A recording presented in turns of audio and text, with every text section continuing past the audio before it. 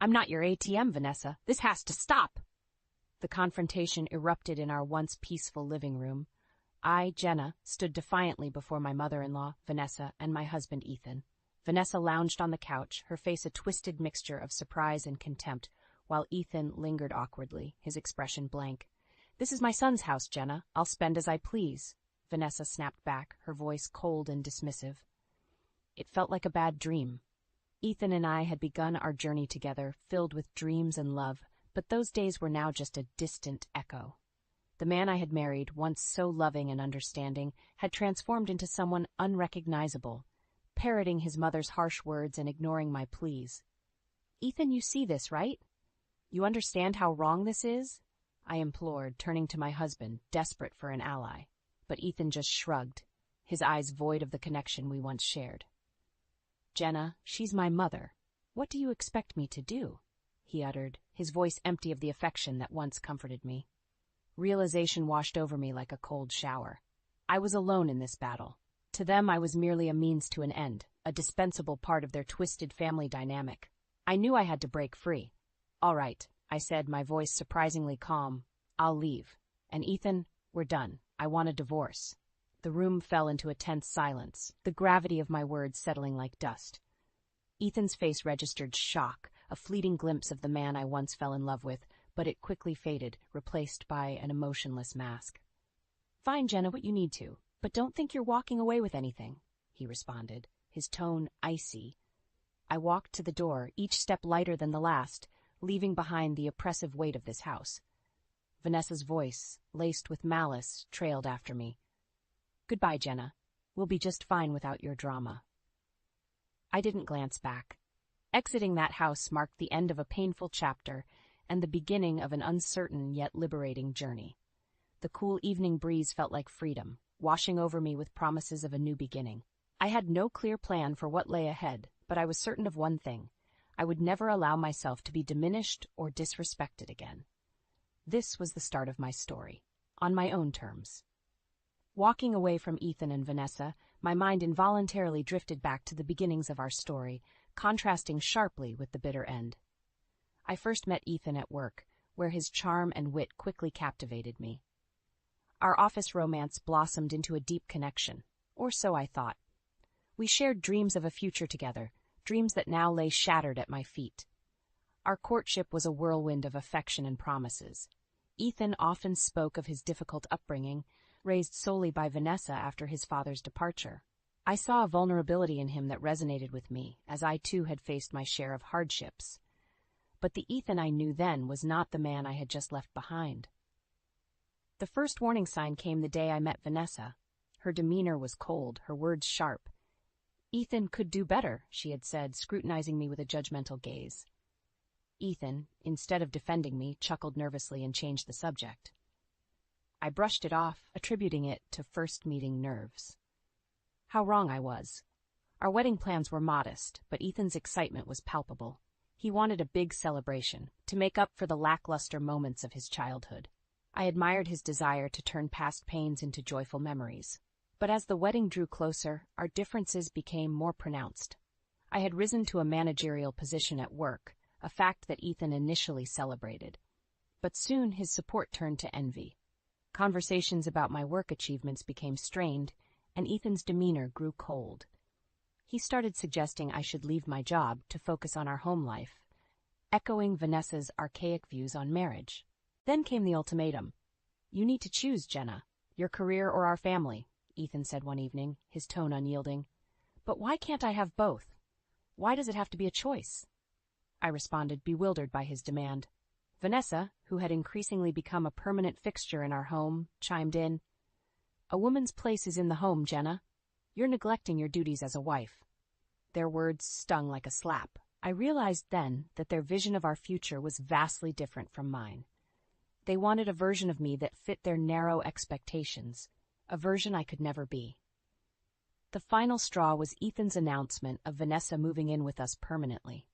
A decision made without my consent, a blatant disregard for our partnership.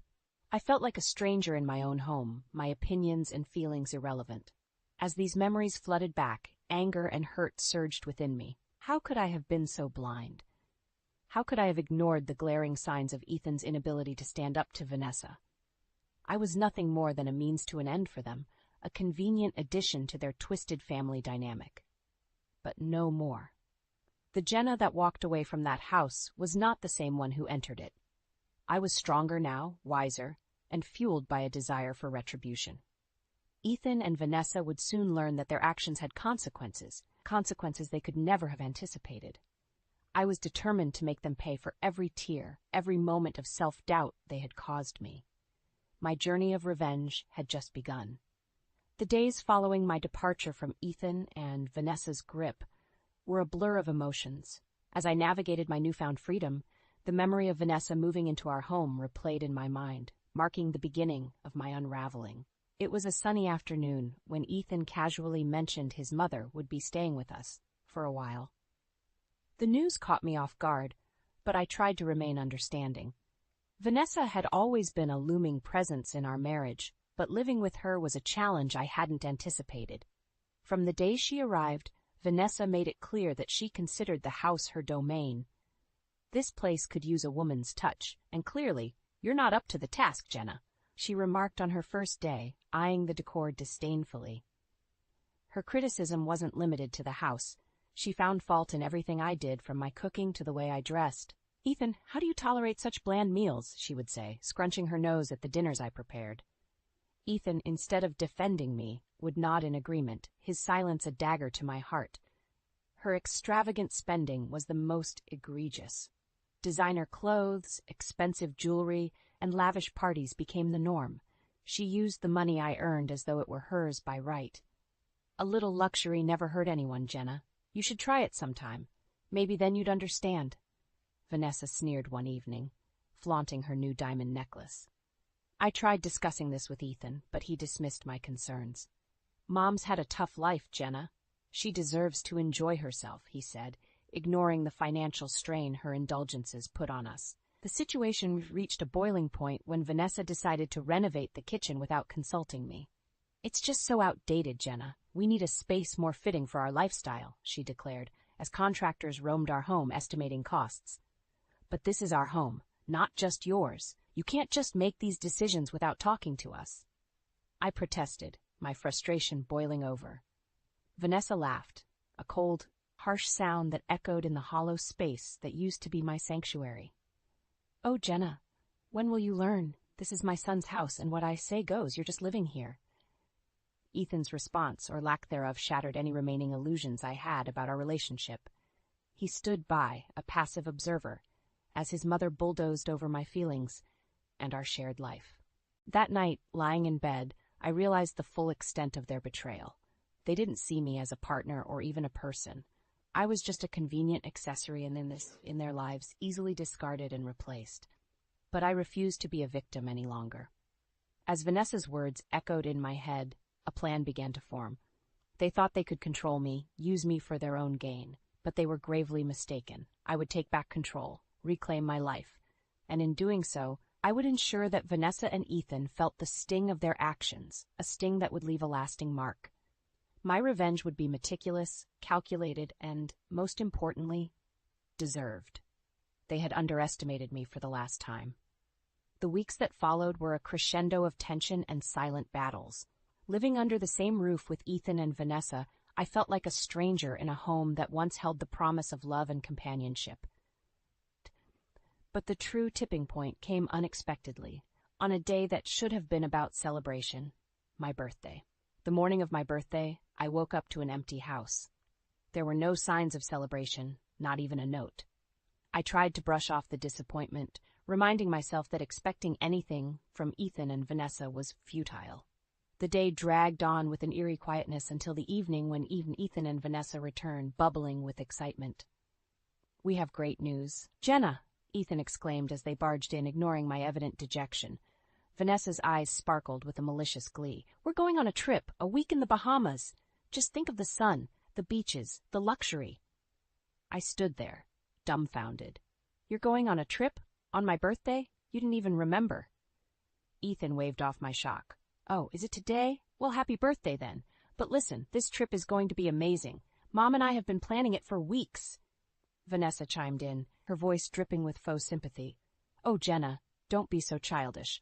Birthdays are just another day. Besides, you should be happy for us. We deserve this break."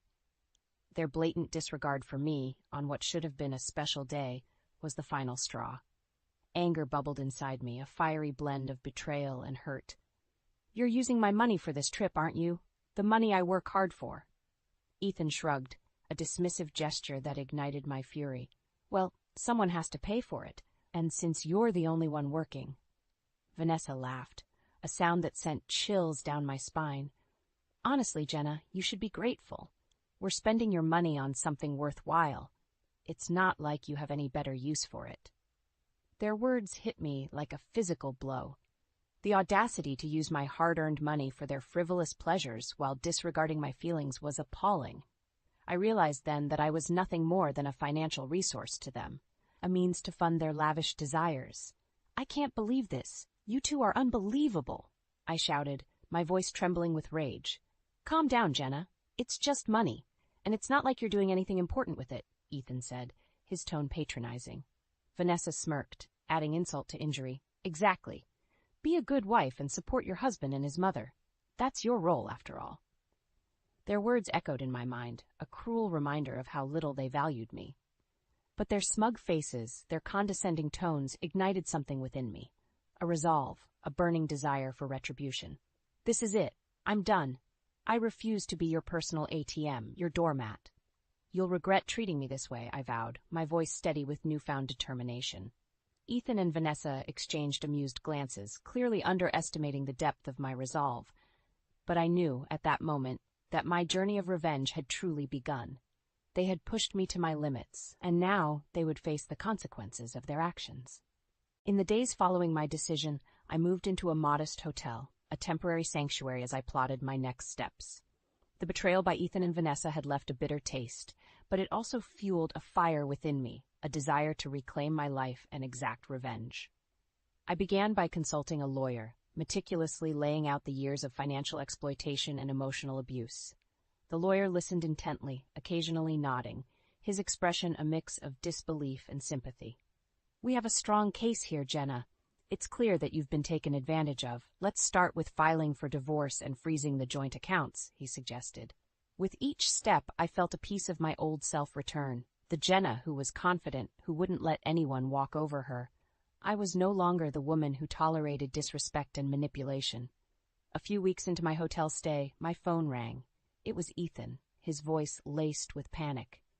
"Jenna, where are you? The bank accounts are frozen, and we can't access any funds." I couldn't help but smile, a cold, satisfying grin. "Oh, Ethan, I'm taking back what's mine. You and your mother can't use me as your personal cash machine anymore."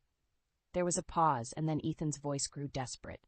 "Jenna, please, you're overreacting. Let's talk about this. We're a family, after all." Family. The word echoed mockingly in my ears. "No, Ethan, we were never a family. You chose your mother over your wife, and now you must face the consequences." As I ended the call, a sense of empowerment washed over me. This was just the beginning. Vanessa and Ethan had underestimated me for far too long. They thought they could control and use me, but I was about to show them just how wrong they were. The next phase of my plan involved exposing their true characters. I reached out to mutual friends and colleagues, sharing my story. The reactions were a mix of shock and support. "I always knew Vanessa was difficult, but I had no idea it was this bad," a former colleague said, her voice filled with indignation. Word spread, and soon Ethan and Vanessa's social standing began to crumble. Invitations dwindled, and their once bustling social life faltered. I watched from the sidelines, a bittersweet satisfaction in seeing them isolated, a taste of their own medicine. But the true revenge was yet to come. I had one last card to play, one that would ensure Ethan and Vanessa would never forget the price of their actions. The final move was a legal stroke of genius. Through my lawyer, I initiated a case to claim back the funds Vanessa had squandered. The evidence was overwhelming, and the law was on my side. The day we received the court's decision in my favor was the day I truly felt vindicated. Ethan's pleas for forgiveness and Vanessa's attempts to negotiate fell on deaf ears. They had made their bed, and now they had to lie in it. The financial strain was just a start. I wanted them to feel the same helplessness and despair they had subjected me to. As I prepared to leave the hotel and start anew, I knew that the path ahead would be challenging.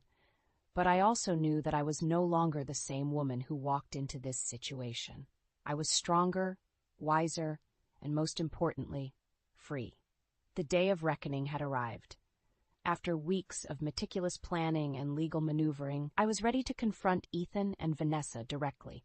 I had arranged a meeting under the guise of discussing the divorce and settlement. As I entered the cafe where we agreed to meet, I saw them sitting there, a picture of anxiety. Vanessa's face, usually so composed, was etched with worry. Ethan looked up as I approached, his eyes searching for a sign of leniency. "Jenna, thank you for agreeing to meet," Ethan started, his voice unsteady. "Look, I know things got out of hand, but we're family. Can't we just put this behind us and start over?" I couldn't help but scoff at his audacity. "Start over? After everything you and your mother have done? You must be joking." Vanessa interjected, her tone a mix of desperation and cunning. "Jenna, dear, let's be reasonable. We all made mistakes, but we can work this out. We're willing to make amends." Their pleas were a stark contrast to their earlier arrogance. It was satisfying to see them squirm, to witness the shift in power. "Mistakes? You call years of manipulation and financial abuse a mistake?" I retorted, my voice firm. "You two have shown no remorse for your actions. Now, you will face the consequences." Ethan's face paled, a realization dawning on him. "Jenna, please, we need the money, the lifestyle, the reputation. We can't lose everything." Vanessa, ever the manipulator, tried a different approach. "Think about what's best for all of us, Jenna. We can still be a family. Isn't that worth more than revenge?" But their words fell on deaf ears. I had seen their true colors, and there was no going back. "This is no longer about money or reputation," I said, my resolve unwavering. "It's about justice. You will both pay for what you've done. The court has ruled in my favor, and you will comply with its decision." The look of defeat on their faces was the vindication I had sought for so long. I stood up, ready to leave the past behind. "This is where our paths diverge, Ethan and Vanessa. I hope the lessons you learn from this are profound and lasting. Goodbye." As I walked away, I didn't look back. I had turned the tables on them, reclaimed my dignity and independence. The future was uncertain, but it was mine to shape. Ethan and Vanessa were now just a part of my past, a painful chapter that had come to a close. In the aftermath of my final encounter with Ethan and Vanessa, I found myself standing at a crossroads. The chapter of my life dominated by their deceit and manipulation was closed, but the journey ahead was mine to chart. The taste of victory was sweet, yet it bore the complexity of hard-earned lessons. I had moved into a new apartment, a space that was entirely my own. The walls were yet to be decorated. The rooms still echoed with the newness, but it was a sanctuary of peace and freedom. For the first time in years, I felt in control of my destiny. Word of Ethan and Vanessa's downfall spread quickly.